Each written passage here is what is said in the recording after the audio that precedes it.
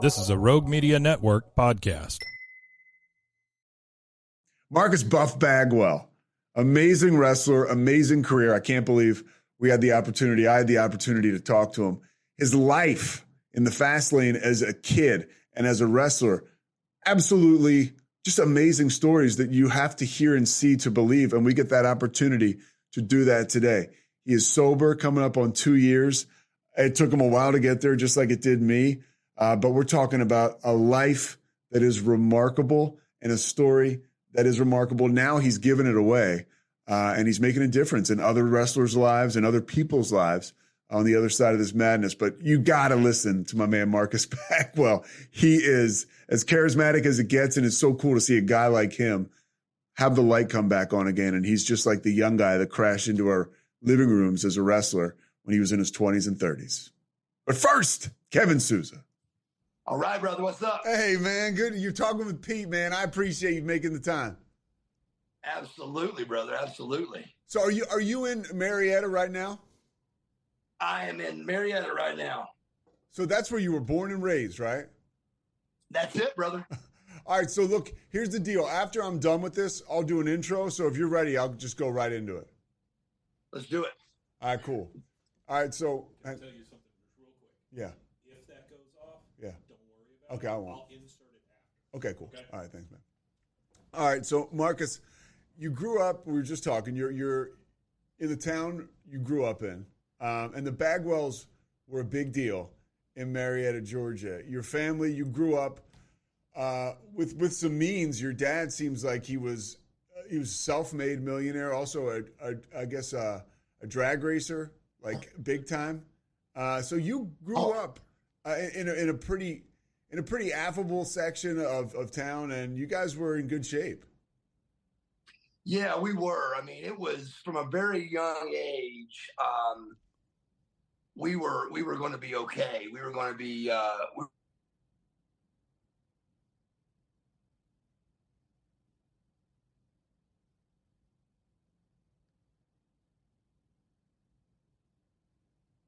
Young age, my dad had a pretty hard story growing up, but he came from money as well. But he made his own money. It wasn't handed down, but he learned a lot through his family. They owned it was called General Supply.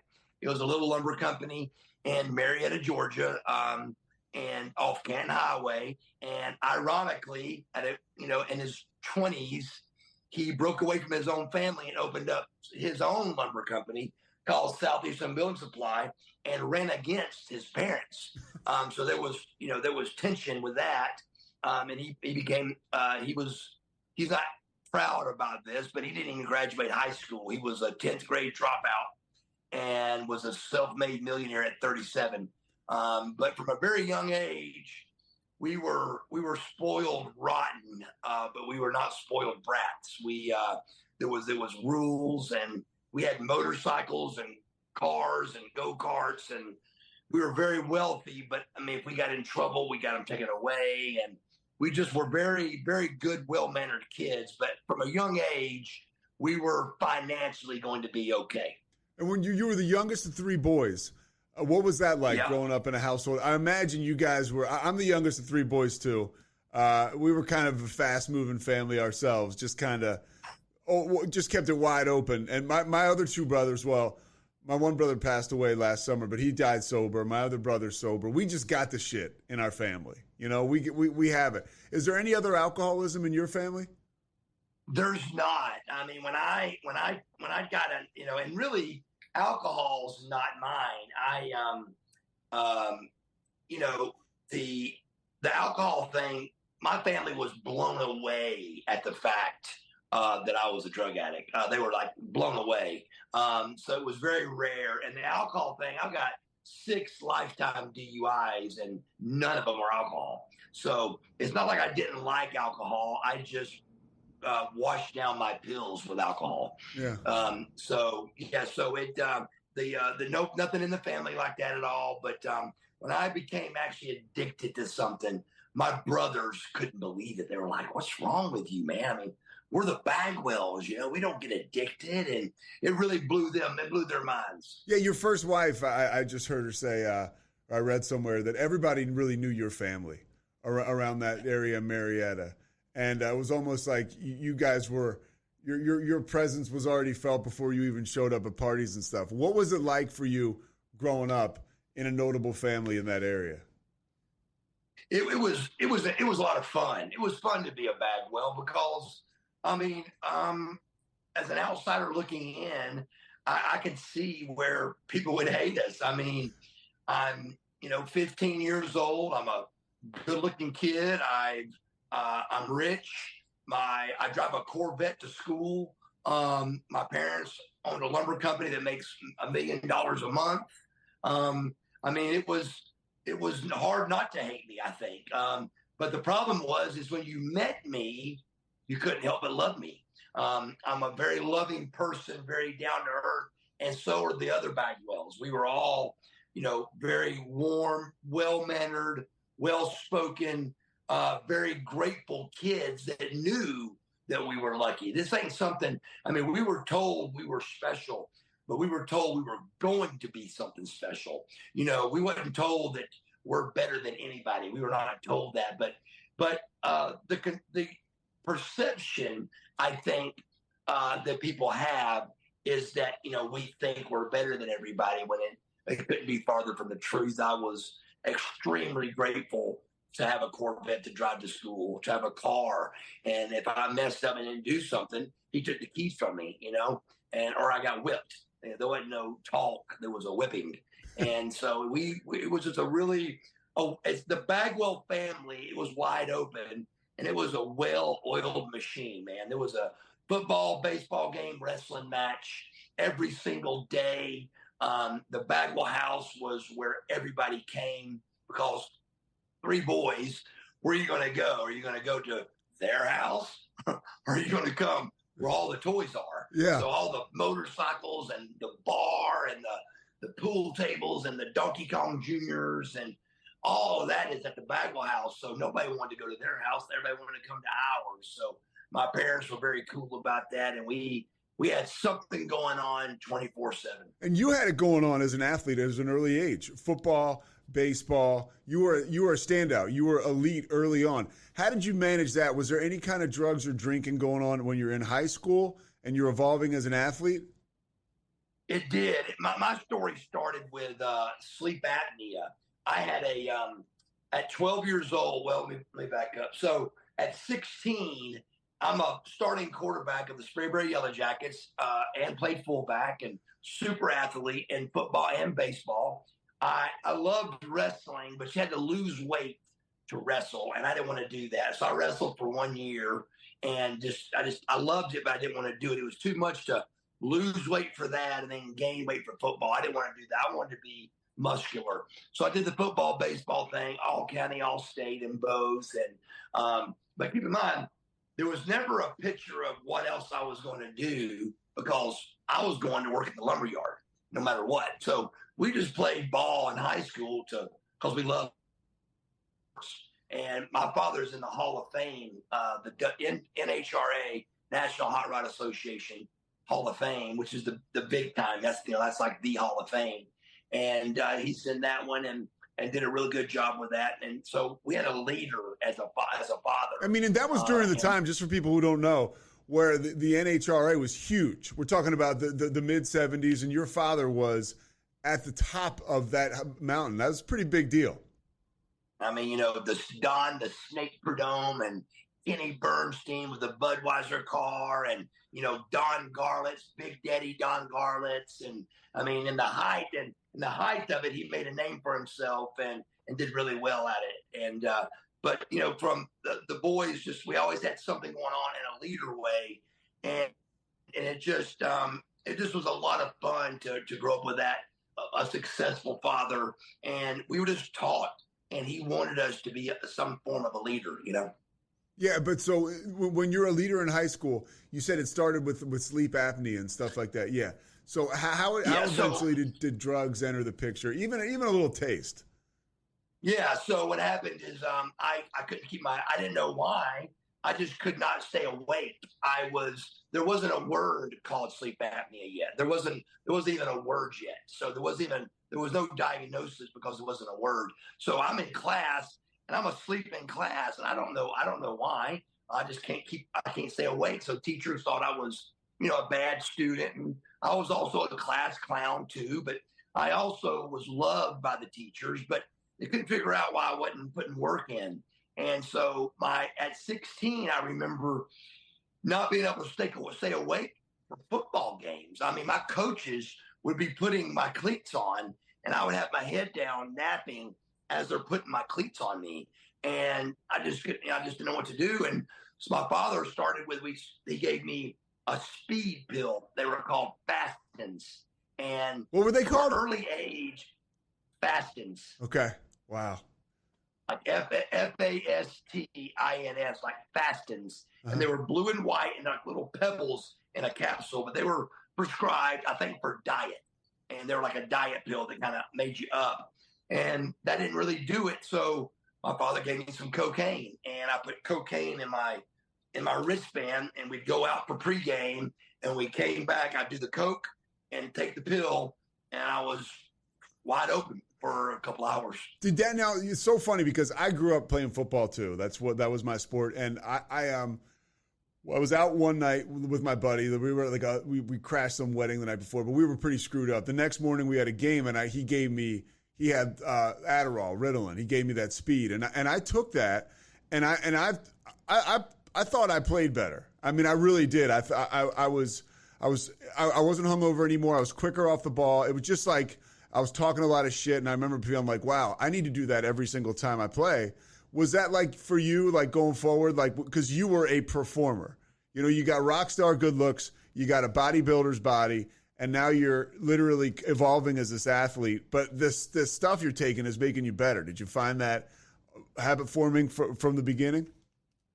Absolutely. But more than how I explained it is even more addicting. I fixed it. And so what I learned to do from that point on at an early age was a very hard thing to learn. I mean, bad thing to learn was I took something to fix how I was feeling. And I learned over the next several years that no matter how I felt, I took something to fix it. So it was take something for the gym, take something for sleep, take something to wrestle, take something to go to the doctor. Then it came, take something to shave your face. I mean, I had it completely OCD organized to take something and drink a beer while I was doing it. I remember vividly one time we were putting the Christmas back up into the attic, and I had 2 beers and some pills on both levels. So when I got up there, I had my beer and pills, and then I come down. I mean, How old were you at this time? To the point. Oh, that story is probably 25, 26 years old. Yeah. But this was during. And probably older than that, even probably like 35. Okay. But it was, it was just the point of fixing it. I mean, I got a shirt coming out for my podcast that says "Fix It," and I just want to, because that's just is what it makes me want to do is when I learned what was wrong with me. I look back at it. I was like 30 years old before I got diagnosed with sleep apnea. But when I was told what it was, I looked back and I was like, when did I feel like that? And I remember at 12 years old, my father, which was 1982, my father woke me up and he goes, man, you're snoring real bad in your sleep. You're like choking or something. And I've never heard myself, but if you ever heard of a person that has sleep apnea, how they sound, they choke because they don't breathe and then they gasp for air. You could die. So it's like you can die. It's a choke. Absolutely, you could die. Yeah. So in the middle of my addiction, I put a mask on that cures this sleep apnea instantly. But you're not cured from those pills you've been taking every single day. No, and you take off like a rocket ship as a wrestler. You after college, after high school, I guess you were an exotic dancer for a little while. You're cashing in on the good looks and the muscles. And then I guess it's Missy Hyatt notices you at an apartment complex where you and your first wife are living. And she's like, you said, hey, my brother wants to be a wrestler. She said, dude, you should be a wrestler. And what happens from that point? I mean, I got to imagine things were probably moving fast before then. It's really got to pick up now.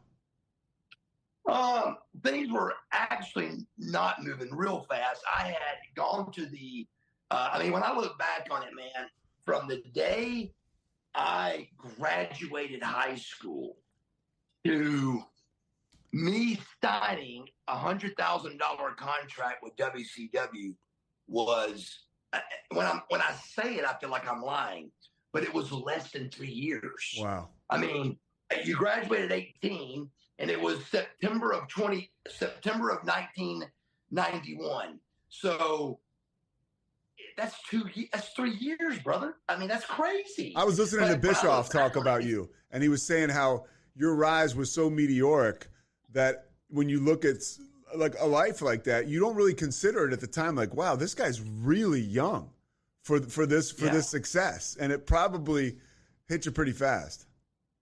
It did. They didn't know what to do with me. I mean, they were like, they hired me, but they were like, what do we do with this kid? But I remember having a match with Chris Benoit on TV and really not even understanding why I was even there. I mean, I think my looks played a big part, but back then there was nobody that was 21 years old. I mean, the next youngest guy was Brian Pillman, and I think he was like 29 or 30. I mean, there was nobody within 7 or 8 years of me.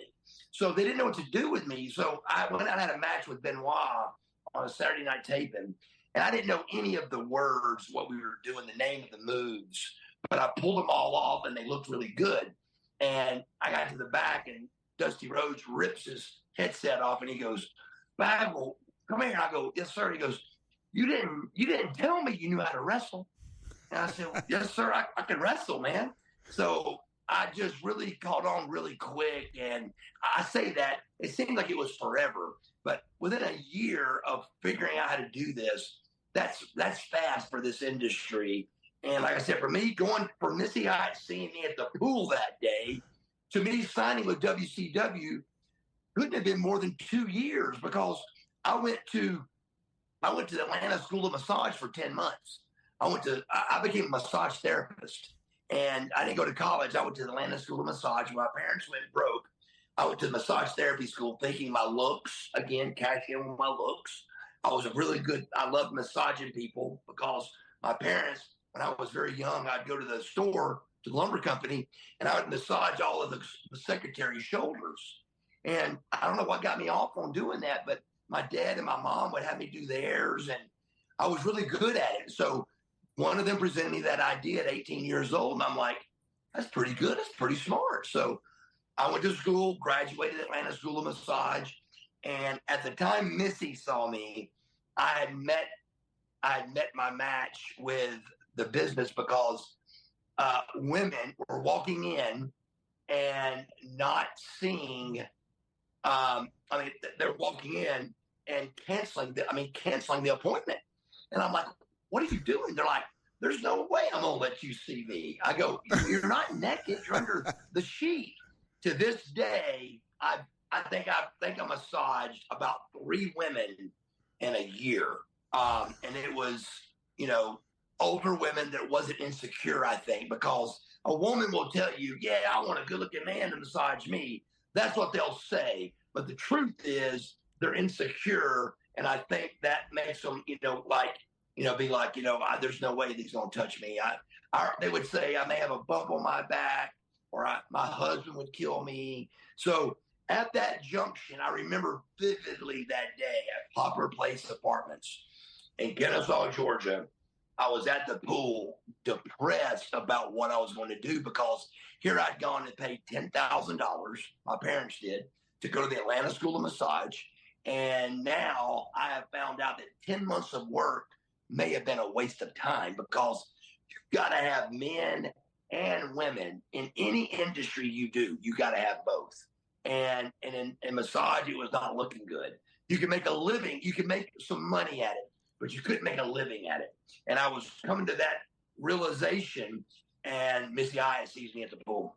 And so you take off like a rocket ship once you start to actually perform with WCW. You're kind of like a baby face, or you are a baby face. You're a favorite of the crowd. What is going on outside of the ring as your star starts to rise? Like with are you still using before you perform? Are you taking stuff to come down afterwards? What is that cycle like for you as a young guy? As a young guy, I wasn't in that battle yet. That battle really kicked up, I think, after I broke my neck. But I remember for a long time,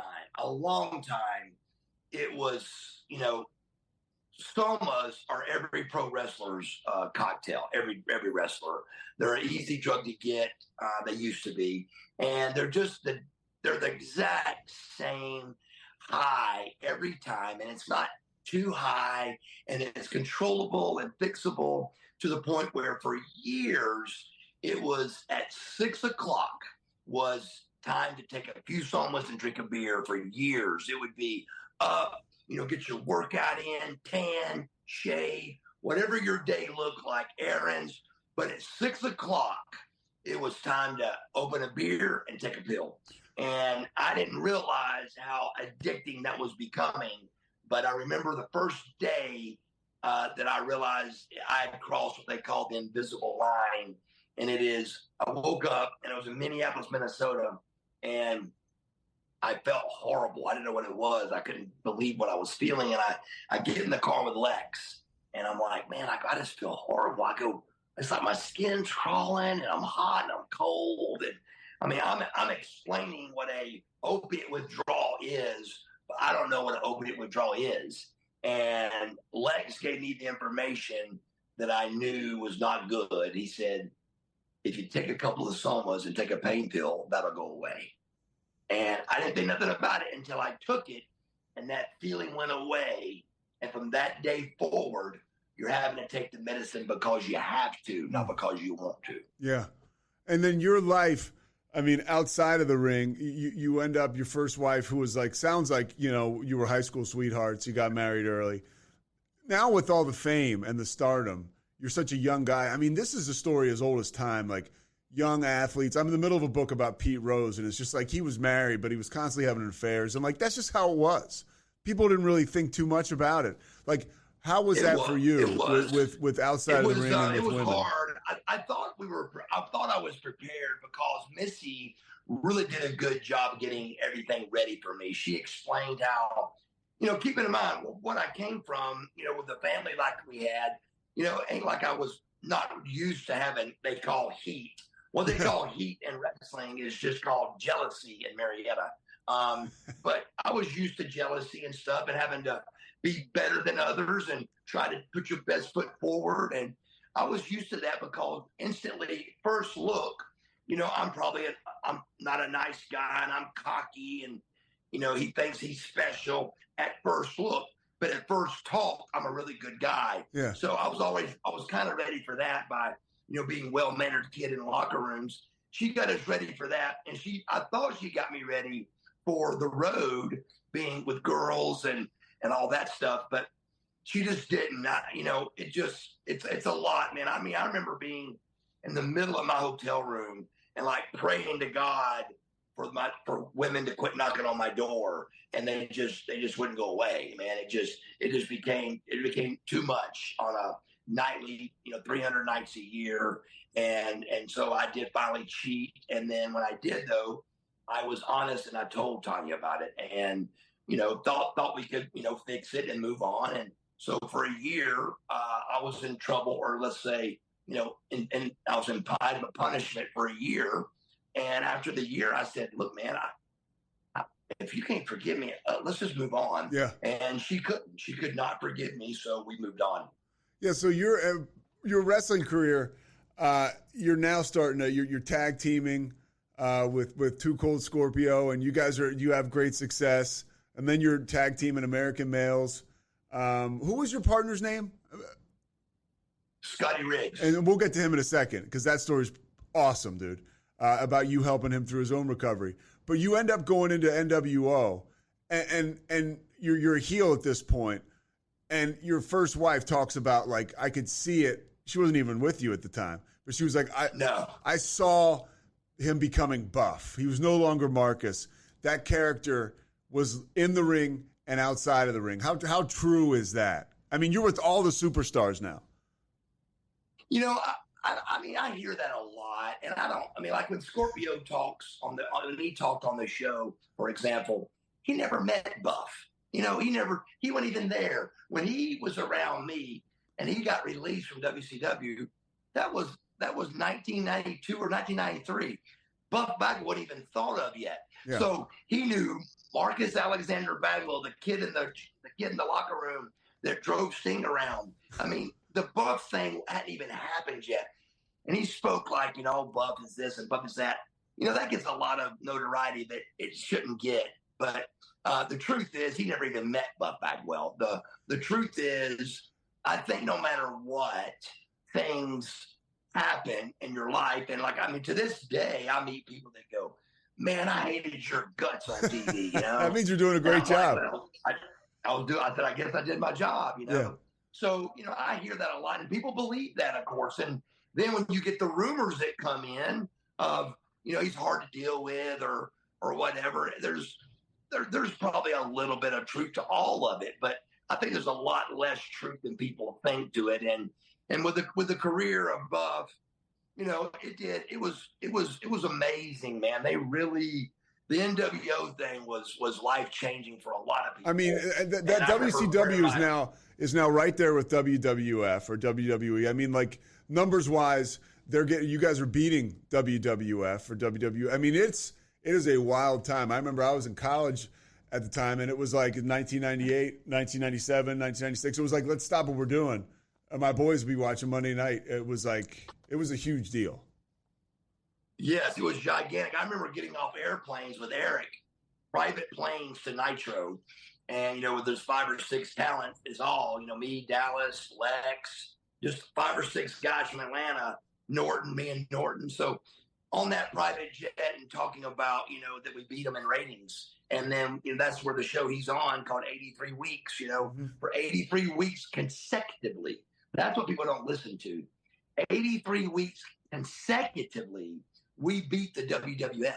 That was unheard of. It wasn't going to happen, to the point we're high-fiving Eric, but really we're going, this ain't good. You know, this ain't good, bro. This ain't good that we're going to have only one company. And then little do we know, the company we're beating is going to own us. It was a really crazy ride. Well, and so part of your ride really takes a turn. You mentioned it. 1998, it's April. You break your neck in a match. Buff, what happened? I mean, you talk about you couldn't feel your legs. Like, take us to that moment physically and emotionally. It was obviously the craziest thing that's ever happened to me. I remember, you know, when he first hit me with the bulldog, I mean, at first impact, it was like I was dying is what it felt like, because it was a feeling that I'd never felt before. I didn't know yet I was paralyzed. I just knew that something bad just happened, real bad. My body knew that something horrible just happened, but it's just seconds had gone by, you know? So as that happened, I do remember from the time I was facing the mat, I remember I was having a hard time breathing in the mat, and I couldn't fix it because I couldn't move anything. So not just my legs, I couldn't move nothing. So my arms or anything. So when he goes to roll me over and our eyes meet, I said, I'm paralyzed. And of course, at that junction, what do you do? The finish of the match was Rick rolls me over and goes to pin me. Scotty comes in, hits Rick with a chair, puts me on top. 1, 2, 3, NWO wins. But I'm paralyzed. So there is no memo of here's what you do when somebody gets paralyzed on live TV. So Rick hits me with the bulldog. He goes to cover me, and he hits Rick with a chair. But I'm if you ever watch it back, I'm going 100 miles an hour, man. Scotty, I'm paralyzed. Don't hit me. Don't touch me. Don't hit me. 100 miles an hour. So he just grabs my arm and is going to put my arm on top of Rick. 1, 2, 3, we win. But when he puts my arm over on top of Rick, my arm just goes. Wow. back down on me. So both our backs are down. 1, 2, 3. Who won? Both the guys were down. So that's when the commentating was trying to figure it out. And if you watch real close, and you can try this on anybody you want to try, a kid, especially an adult with long legs, but if somebody's laying on their stomach, if a human is laying on their stomach and they are completely passed out or dead, and you roll them over 100% of the time, their legs are going to cross. Every time. So if you originally watched me, when they first roll me over, my legs are crossed. But Virgil was going to try to pull me out of the ring, so you only see it for a few seconds. But my legs were crossed until Virgil thought I was joking and was trying to slide me out of the ring. And then Norton's like, that's why I was kind of halfway out of that ring. He's like, Virgil, quick, what are you doing? What are you doing? He's really hurt. And then y'all kind of saw everything else go on. But it was about 8 minutes paralyzed. And I remember laying there. And like Norton was crying, Luger was crying, not sobbing, but yeah. They're watching me. I'm paralyzed forever. It's over. And ironically, that day I paid $88,000 for the lot of my home I was building. I wrote the check and drove to Columbia and broke my neck, and now I'm paralyzed. And I'm like, how am I going to pay the bills? Yeah. And my career's over. And then so during your recovery, you mentioned it earlier, this is when your recovery from this broken neck, you find out you're not paralyzed, but you're still, physically you're really messed up, and it's going to take a while for you to recover. How do the painkillers come into play here? They really more of an excuse, I think, is what happened. Like now, instantly, it's pain pills, but now it's not just taking a few pills to have a little bit of fun. Now I broke my neck and I got a reason for it. Now, hey man, my neck is broke. I'm injured. It's the story you tell yourself. And the story I was telling myself was, look, I broke my neck and I deserve this. This is what I deserve. I'm hurt. This is what I got to do. And so you tell yourself that because it makes you feel like it's okay, like you're making it okay for your addiction. And it wasn't for sure I was even going to come back. The first doctor I went to, I had 3 doctors lined up to tell me what to do with my life. And they're like, look, you should never wrestle again. The first 2 doctors, and the third doctor goes, yeah, you shouldn't wrestle. And I'm like, it's over. I can't wrestle. And she goes, but don't ever take a shower again. Don't ever drive a car again. And I'm like, what? And she goes, I'm saying that in life, you could fall in the shower, you could get rear-ended. If you're going to quit wrestling, quit life. And I went, that was the answer I was looking for. Yeah. So then you're such a character, and you talk about your sense of humor and kind of being a wise ass, that even when you were hurt, they still kept you around and kept you a big part, of the roster. And then when you come back, did you come back too soon? No, absolutely not. It was 10 months. I came back to TV in 3, but I couldn't do anything for 10 months. I was released to wrestle in 10 months. So, and of course they put me back in with Goldberg and Rick Steiner, the guy that broke my neck. So a guy that broke my neck and a guy that wants to break it, they put me in the ring with, and it was in North Carolina, Chapel Hill, the Dean Dome in North Carolina, and sold out arena. We were main event, but they didn't do what they should have done with that angle. Here I really broke my neck live TV and was paralyzed. And in one match, it was over.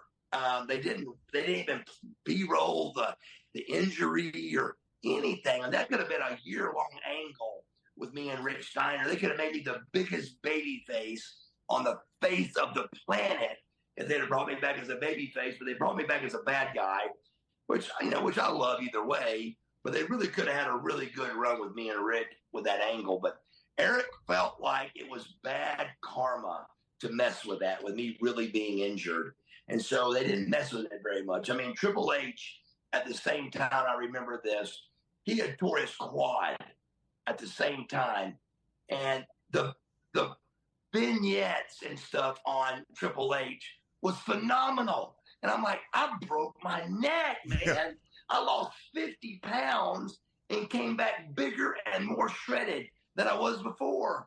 I go, this would have been the greatest. And Eric, when I called him, he goes, Mark, that's bad karma to happen up at the hospital. I go, I said, Eric, get a camera in this hospital now. And he's like, I'm not going to do it, man. That's bad karma. But we missed out on that. Yeah, I think he would probably admit that today. That you guys did. Now he starts to bring your mom passed away. You said some people say their mom's the best. She said my mom was the best, right? Judy Bagwell. Yeah. She ran the lumber company. She just sounds like she was a bad woman, and you didn't want to mess with her. She was great. Yeah, she was great. And so, by the way, I mean, there's a story about your father who dealt with some rage of his own. You know, after your family lost, your money pretty much. Through the lumberyard and stuff, through some bad investments or bad loans. Your father actually tried to keep your mother from leaving, and you intervened. Your mom was calling you, and you end up shooting your dad. And your father later says, hey, like, I deserved it, or I'm proud of you, Marcus. You protected your mom. That's exactly how he treated it at the time. We were losing everything. No drugs, no alcohol involved. And with these stories, you just surely assume that there's alcohol at least involved, but there was not. I mean, that day at the house, we'd been fighting a lot, and my parents had, and the millionaires, and we're going broke. I mean, it's not a good time. And I heard them fighting, so I went down there and broke them up. And when I broke them up, I kind of overpowered my dad, and when I did it, embarrassed him, and there he went for the refrigerator, which we usually kept 3 guns. But when he got that and pulled the gun on me, I was like, come on, Dad, just let it go, And so Mom went outside to help to deal with the cable guy that was there. And then when I saw him pull her out of the cable guy. You can't make this shit up, right? I mean, you can't. There's no way to make it up. And the good part about this that I love that makes people understand how true it is the story don't change. It's the exact detailed story that I tell every time, because you can't make this up. And if you were making it up, there ain't no way to tell it the same every time. But I do, because it happened. And the cable guy seeing this, when my dad shot the tires out of the car, what pissed me off was he pulled my mother out of the driver's side window. And when I saw the cable guy see that, there's got to be a medical term for it, but I blacked out. I ran through the house, past the refrigerator, and got a gun out of his closet, came back out, and then boom, boom, boom. And it was slow motion for me, man. It was like, blow the windshield out. And then my brain said, kill him.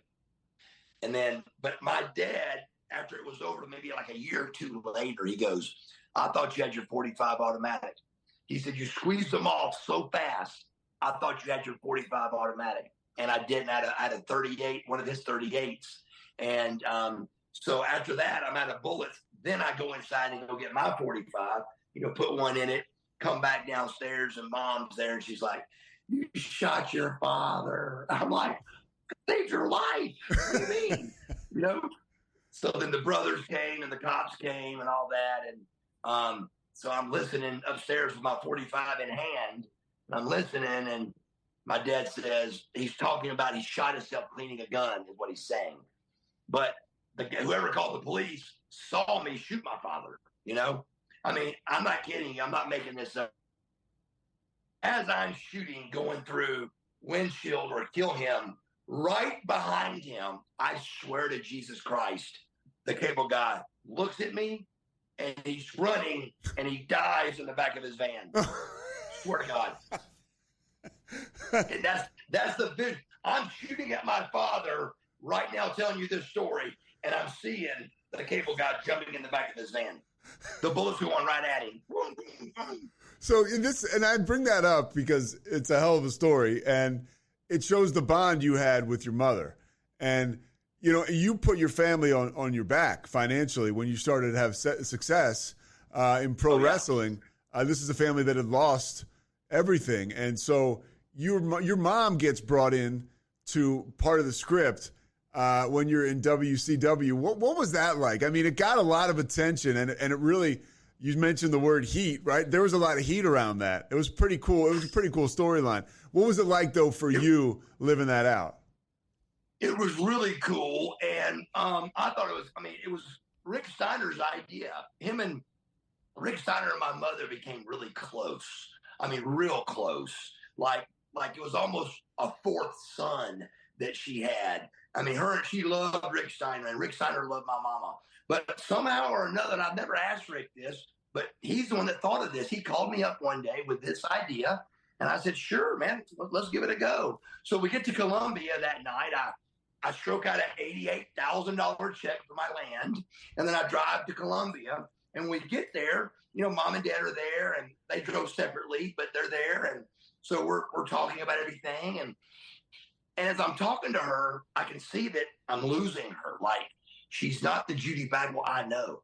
I said, Mom, are you able to do this? She was getting nervous. She was getting real nervous, And I'm like, baby, look at me now. You gotta get out here. This is all the lights, camera, action are on you, man. You got to kick out of here, So she wasn't kicking out, though. She was extremely nervous, and I laid out everything that we were going to do, and and Rick was helping us lay it out and everything, because he wasn't even in the segment. It was me and Scotty, and my mom was coming down. So he was in the first part of the interview, but he's the one that called Mom out on me.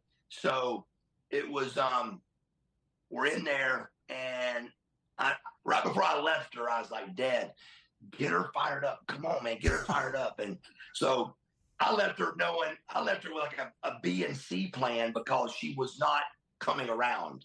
So she was supposed to not get in the ring, and she was not to touch Scott Steiner. Scott Steiner was having a bad problem with this because of women. He didn't want a woman to touch him or overpower him or something. So he had a hard time with that. And he wasn't mad at me because it wasn't my deal, but he just wanted to make sure my mother didn't touch him. So she was not to touch him, and she was not to get in the ring. So when the interview started, I could see she wasn't coming still. She wasn't doing what I needed her to do. And I said, listen, old lady, I said, I support you. I said, every piece of food that goes in your mouth is my money. And when I said that, she just got right in that ring. I went, yes, I got her, And then she went to Scott Steiner, and he just about broke her wrist. But you watch the segment. He grabs her arm and he goes like, get your hand off. And you can see it. It hurts her, man. It almost breaks her wrist. But she was an amazing performer, and that it really worked out. And then the ear thing, when she drugged me off by the ear, we didn't talk about that or go over that. She just slapped me, and then next thing she grabbed my ear, and there we went all the way up the rampway. And then when she threw me in, she turns around and raises her hands to the crowd. And the crowd went crazy. So she was instantly popular. It really worked. What was it like having, because your mom is your mom, ultimately, what was it like having her around as far as you were concerned in the out of the ring stuff? Because at this point now, after you get hurt, it starts to get, as you mentioned, it starts to get pretty bad. Yeah. So you mean my addiction? Yeah. Yeah, it did. Again, I had an excuse now. Now I got an excuse, bro. It's now look, man, I broke my neck. So this is when you start becoming, I remember having my own bottles now. Like I'd go get my prescriptions, and I had my bottle with my name on them, and keeping up with my pills. And it became a crazy over the top addiction, man. It was a pill for everything. And I had scheduled out, it was a reward system is how I worked it. And it was after my workout is when I had a little, what I called a reward, a little party. I would go do, chest and triceps and calves and abs, 45 minutes of cardio. And all of that was planned around my reward. And my reward was 6 beers on ice in my car with some pills that I would take and get a high off of what I had done. I was rewarding myself. And that plan worked, and it worked great for a lot of years. And then that plan became 5 o'clock, 4 o'clock, 3 o'clock. And then it became out of the bed, over time. And then it became unmanageable. Yeah, well, when it becomes unmanageable and you have a short run with the WWE, really short, you end up getting into a fight with a guy and you're kind of ousted. That's probably the reason, right? Yeah. Yeah. So you're short-lived because now, would you say at this point you're becoming like a problem to management because of the drugs?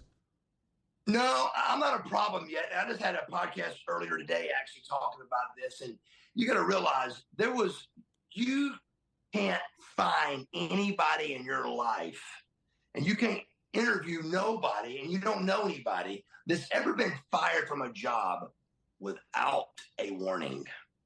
How do you fire a Buff Bagwell, 5-time World Tag Team Champion with 4 guys, which has never been done, Rookie of the Year, and one of the best bodies, and you don't warn him? I mean, several guys I know went to rehab and came back. I mean, yeah. I never got a second chance, and I never got a warning. I never got one warning. Yeah. I was just gone, brother. I mean, it wasn't fired either. They called it released. And I'm like, what's the difference? And they had a reason for that. But I never was told you're fired. I was released from the WWF. And then at that point, you're 31. So you should have like a couple decades left of big time wrestling. But this sends you into a bit of a spiral, this whole situation. It sends me into a spiral, a bad one. This one, the leash is now gone. There's no leash. There's no accountability. There's nothing I need to stay sober for now. And I was already getting worse and worse. And then when that happened, then it was just balls to the wall. But I think as an addict, I'm so strong-willed that I just knew there had to be some type of warning before you get in trouble. There was never a talk. Nobody ever spoke to me. There was never a thing like, hey, Bagwell, you need to maybe slow down, or you're not doing so good here, or your attitude. I was never reprimanded or in trouble by anybody. So whatever I was doing wrong, nobody let me know. Have you ever sorted that out? Have you ever, with people at WWE, have you ever gotten a reason or talked to Vince about it? Nothing? No, never. Yeah. Never. So, it's just weird to me. And I think as an addict, that's what I was waiting on. Once I got warned or anything, I would have fixed it. I would have done whatever it took to not lose my job. But I never was warned or a slap on the hand. Nothing. The only time I ever even got in trouble was at WCW when we was in South Padre Island, and I did some things on the stage that Eric Bischoff, that our entire staff laughed and was clapping. Not one police, not one arrest, not one, what's the word I'm looking for, but not one. There was no complaints. Yeah. But Time Warner and Brad Siegel, which is the president of TNT, fined me $40,000. Wow. Because of what I did. And again, that's the only trouble I ever got into company-wise in my life. And it was, again, not one complaint, not one arrest, but I was on the front page of the Globe. And I said, Brad, I go, come on, man. I go, that's funny. And he goes, Time Warner don't think it's funny. Yeah. Yeah. And I said, okay. He goes, it's $40,000 or your contract. And I said, I'll see you in a month. $40,000. That's when they were coming down on guys like Howard Stern and stuff. The FCC was getting involved, and those big corporations like Viacom and Time Warner, they were not messing around. They would get complaints or whatever. Yeah, it's pretty interesting. I never knew that. So now you after the WWE, you mentioned it. You start to spiral.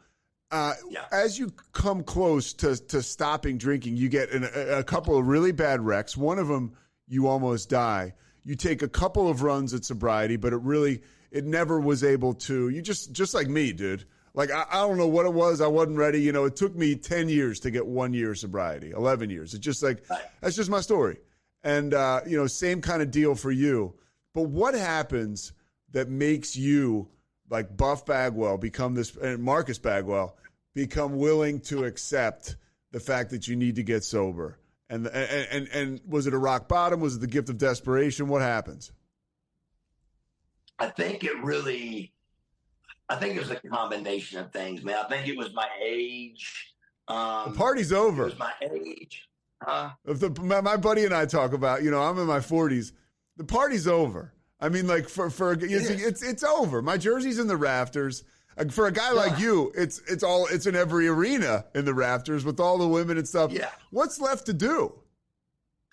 There's not a lot. So I do believe age has a big part to do with it. But I finally I'm not my teeth out in those wrecks, and my teeth are beautiful still, thank God.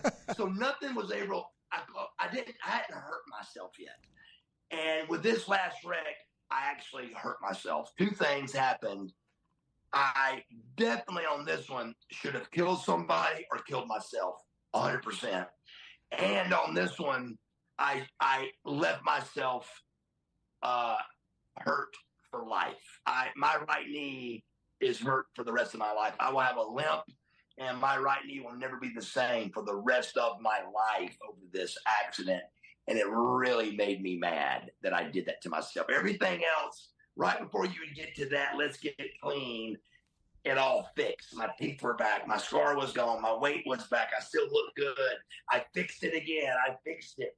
This time I couldn't fix it, and I was really mad about it. So I decided to get sober over it, and it was the best decision I ever made. So Diamond Dallas Page, that's where you end up. You link up with him. They, ironically, on coming off that bad wreck that I was mad at myself about, on the bad wreck, I didn't think about getting sober. I thought about getting drunk. So I isolated and got drunk for about 2 years. And when I was still battling, sobriety, trying to be sober and, my knee and all the things, I was trying to battle coming off COVID.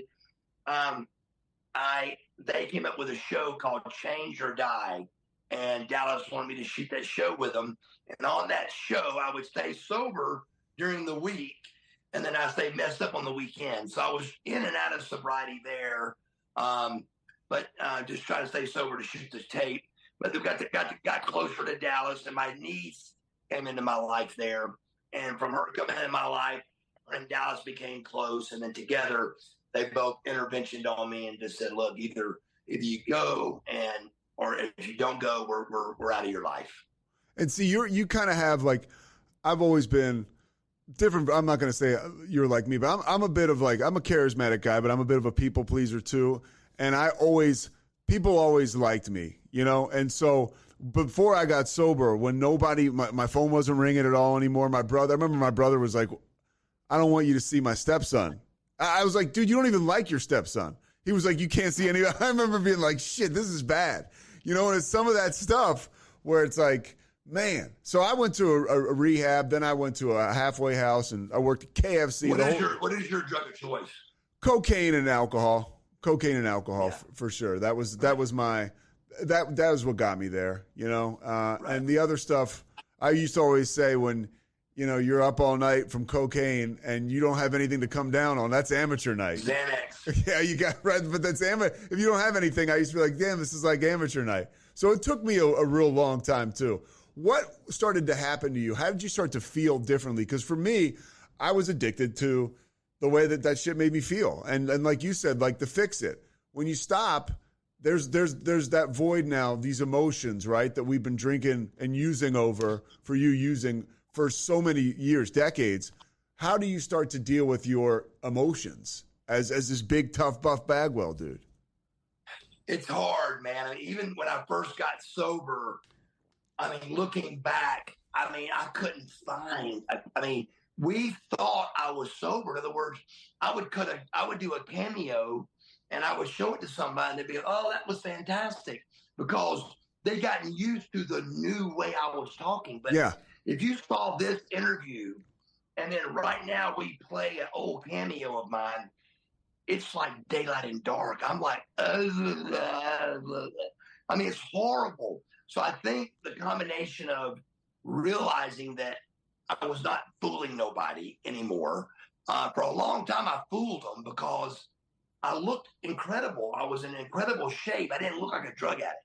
I looked like somebody that was the least thing from a drug addict. So I'd go into towns and go to the doctor to get pills, like anywhere I could go. And the way I looked, and I was Buff Bagwell, I get whatever I wanted, you know? So I'd go to town and get it.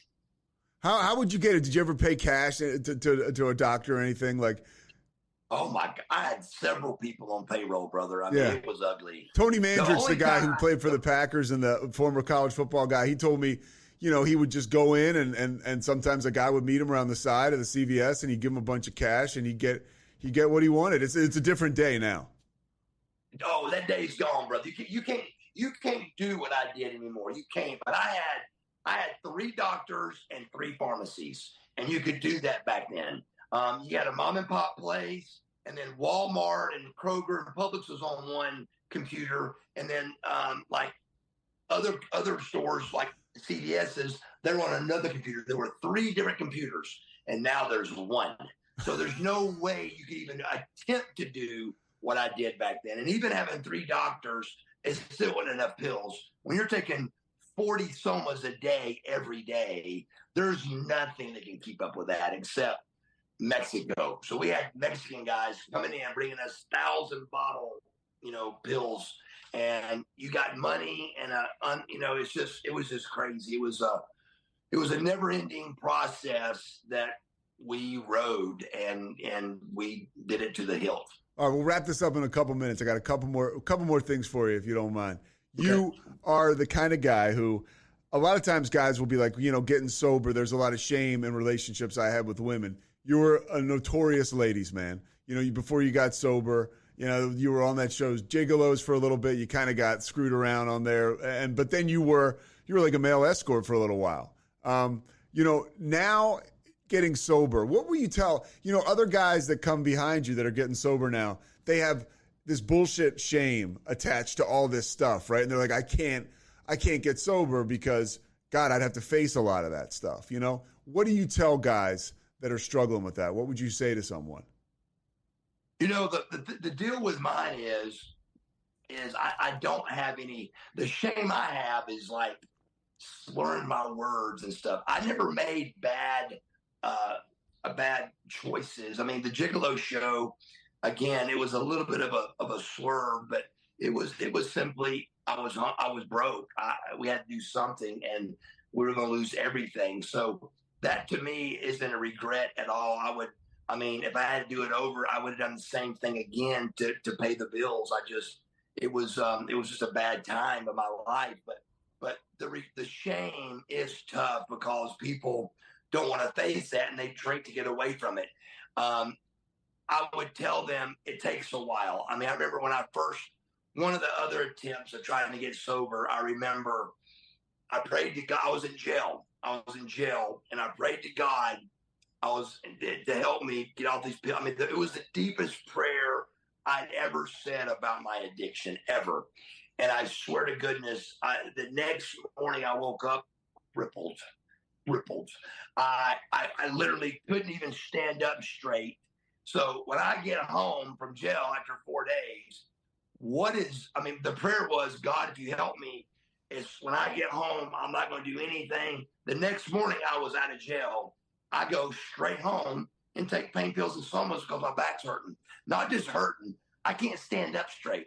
So that one example of praying to God and trying to get sober, that sometimes is enough for people to never get sober from. You know, yeah, kind of giving up. Like, fuck it. It bought me 5 more years of being messed up. It took me on another 5-year run because one prayer don't get answered. So it ain't like it's easy to get sober. There's going to be ways, you know, Satan, the devil's in the way too, and he's wanting you to go another way. So there's going to be all kind of things coming at you. You got to try to get sober, and you got to stay on it, man. It's one day at a time, but it's every day, and you got to stay on it. And This go around for me, for some reason, I don't know why, it was much easier. It was more visible that I could do it this time. And a big part of it for me was sleep. I was able to sleep at rehab without a narcotic. And that to me was a big percentage of me seeing that I could do this. So you end up, you're sober now, and now you're helping people. We talked about your old tag team partner with American Males. They went to film, The Dark Side of the Ring, the episode of you, which is awesome. And I'll put the link to that in your podcast in the show notes. Please. Yeah, of course. But he's living out of his car at this point in time. And yeah, and he's like, I'm ready to end it. I mean, he said, these are his words. And you're like, hey man, we're going to get you up here with Dallas Page. He's like, dude, he didn't even want that offer. He's like, I'm good with just cutting it short and taking my own life. But you like browbeat him with love into recovery. What was that? What happened? And tell me how that feels like on the back end. You making a crazy change in somebody's life. I didn't really know he was at that stage. I didn't know he was, suicidal. I just knew that a friend of mine was living in his car, and that was horrible. Here I am, sober, living in Dallas's big, the accountability crib, a big mansion in Smyrna by myself. It's me, Butterbean, and Josh from DDPY, and there's a lot of people. Only a few people there in a big giant mansion, And I'm like, he's like, nah, I'm good. I go, Scotty, you're not good, man. So really, the whole thing that started that was the dark side. They called me to do my show, to do my story. And when they called me to do my story, I was reaching out to Scotty to let him know they'd be calling. And he texted me back, I don't think I can do that right now. I'm living in my car. So I call him up, and Steve Yu, which is the brains behind DDPY, he goes, wait, let's video it. They video everything at DDPY, everything. So that first phone call to Scotty Riggs was videoed by Steve Yu. That was the original phone call. And because Steve just videos everything, hoping or thinking that this could be the outcome. Keep in mind, several thousands don't turn out like this. But every once in a while, one does. And you get the magic that we had here. So I didn't know he was suicidal. I reach out, come on up. He comes up, but he don't want to do anything. I don't know he don't have any teeth. He's embarrassed about his teeth, and he's out of shape. And I'm like, dude, man, come on, go to the gym with us, I don't want to go. I'm like, bro, get out of the house. Come on, let's do something. So he started going to Top Golf and messing around more with us. And then he got serious into training. And then all of a sudden, man, and he turned it around to where he looks the best he's ever looked. And then it came out that I said he was going to kill himself that day. And it's just crazy, the turnaround. One of the best transformations, the best 9-month transformation I've ever seen in my life. And your story, so you're almost, what are you, sober like almost 2 years now? Is it? It's August will be 2 years. Yeah. So, by the way, this happened to me too when I got sober. You had of course we got legal shit out there. So you have to go back into jail when you're sober for 400 days or something. What the hell is that? What the hell is that like? I'm in DUI court. I'm in the Cobb County DUI Accountability Court is what it's called. And brother, I've got paper I can show you proof of where I went to jail for paperwork. If you don't do, I had traveled to San Antonio and I had a connection flight. And because I left my connection flight off of the paperwork, I did 24 hours in jail. And I know it. I've lived it. This past time I spoke about going to jail was, they're called sanctions. So this past sanction I did was disrupting class. I disrupted class, brother, and I went to jail. You're still a class clown. No, I know. I argued with her over something. No cuss words, no yelling. I disrupted class and did 24 hours, and the world thought I relapsed. So, it's just the kind of light that's on the topic. And that was a brilliant video that DDPY put out. I thought that was awesome with you kind of talking about, because you can tell, I'm like, oh, this guy's like, he's $1 million. Like that's all that stuff out there isn't true. It's just like you say, like the difference between the cameos and how you are now. All right, last thing for you. Your mom passed away in 2020. So she didn't get a chance to see you get sober. Your father says of all the things that you've done, this is the most proud he is of you. You know, what is your relationship with your mom now in the spiritual world, and how do you think she's feeling about your journey and your path and what you're doing? Me and my mom were super close. I was the baby, and I think that, you know, my mom was a beautiful woman. She was very attractive. She was a big lady, 6'1", 200 pounds, but you would never guess she was 200 pounds. She just didn't look like that. She looked, by being 6'1", you just couldn't tell it. She was a beautiful lady. And I looked a lot like my mom, and she loved that. She loved it. She loved that the baby looked like her. And so me and my mom were real close. And, you know, and again, being the baby too, you know, I think helped. But I think she'd be super proud of me. She definitely, early on, she was, you know, trying to get me sober, and I was nowhere ready or going to. But she tried at a young age. She took me to the doctor and told the doctor I was taking 60 pills a day, which I was, 40 somas, and then 20 Lortabs, 60 pills a day, every day for about 3 years, brother. And she goes to him and tells him, he goes, Miss Bagwell, that case of beer he's drinking a day is going to kill him way before that. And she goes, what? And he goes, I can tell you what you want to hear if you want me to, but I'm telling you, that's the first time I learned how bad alcohol was. Yeah. I didn't know alcohol was bad until that doctor's appointment. Yeah. But I was excited. He told me yes to the 60 pills over the beer. So I just lowered my beer and kept taking my pills. That's what we do. Yeah. It was a no-brainer. So I was excited about it. I was like, thanks, Mom, for bringing me to the doctor. But, you know, it was just hard for them to help me because I would argue with anybody that on a 24/7 clock, I was the most functionable addict there is. I mean, brother, I had it put together.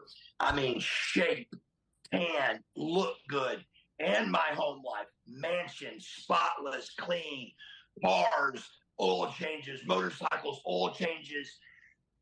I had miraculous things around me and took care of all of them perfectly.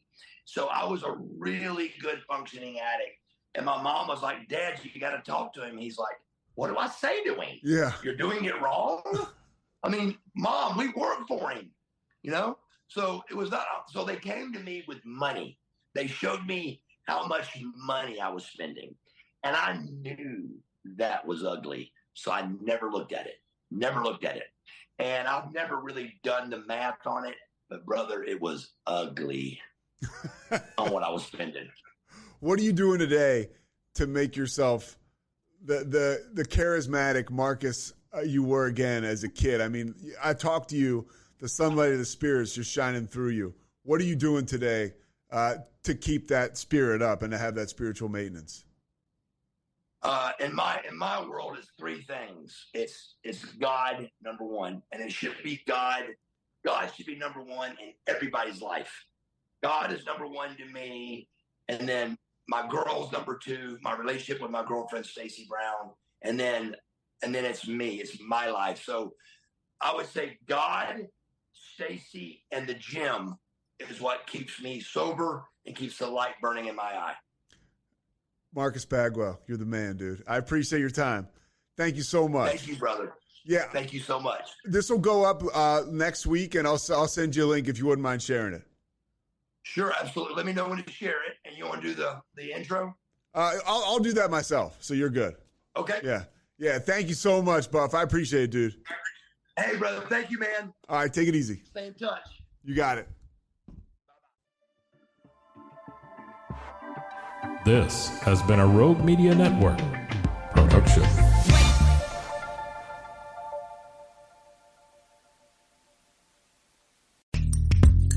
Are you a podcaster? Let's talk podcast hosting. Are you tired of your current podcast host? Need real support in a community that gets it? At Rogue Media Network, we offer top-tier podcast hosting services to help you thrive. From hosting and distribution to dedicated support, we've got you covered. Starting as low as $25 a month. Join our community of passionate podcasters today. Contact us at hello@roguemedianetwork.com.